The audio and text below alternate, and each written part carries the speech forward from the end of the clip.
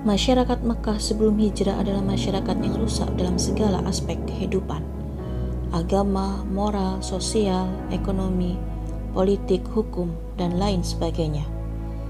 Meskipun secara dakwah Islam telah ada 13 tahun di Makkah, namun belum mampu menerapkan Islam secara menyeluruh akibat tekanan masyarakat dan sistem kufur yang ada.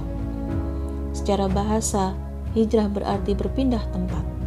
Adapun secara syar'i, fuqaha mendefinisikan hijrah yakni keluar dari darul kufur menuju darul Islam.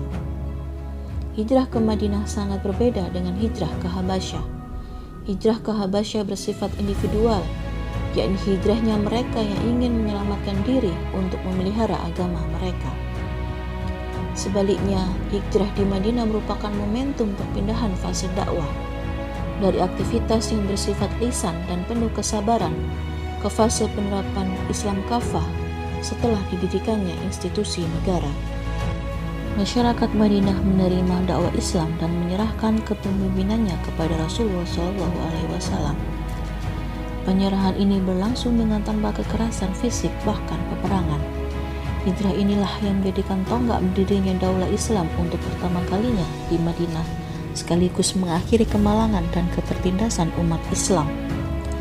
Disinilah terjadi perubahan masyarakat jahiliyah yang penuh dengan kegelapan saat itu menjadi masyarakat Islam yang gilang gemilang. Saat itu Rasulullah sendiri yang menjabat sebagai kepala negaranya, memimpin umat manusia saat itu dengan aturan-aturan Islam secara sempurna.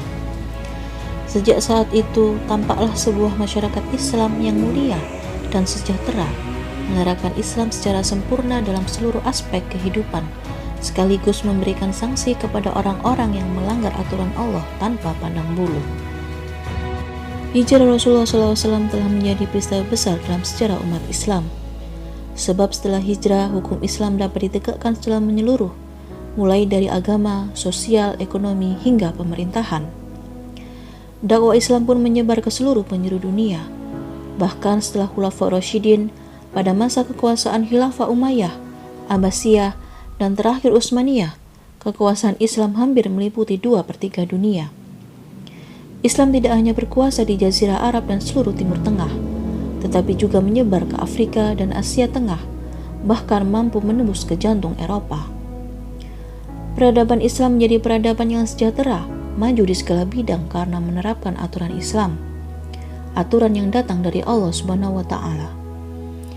Inilah esensi hijrah Rasulullah SAW, yaitu terjadinya perubahan sistem dari sistem kufur menuju kepada sistem Islam.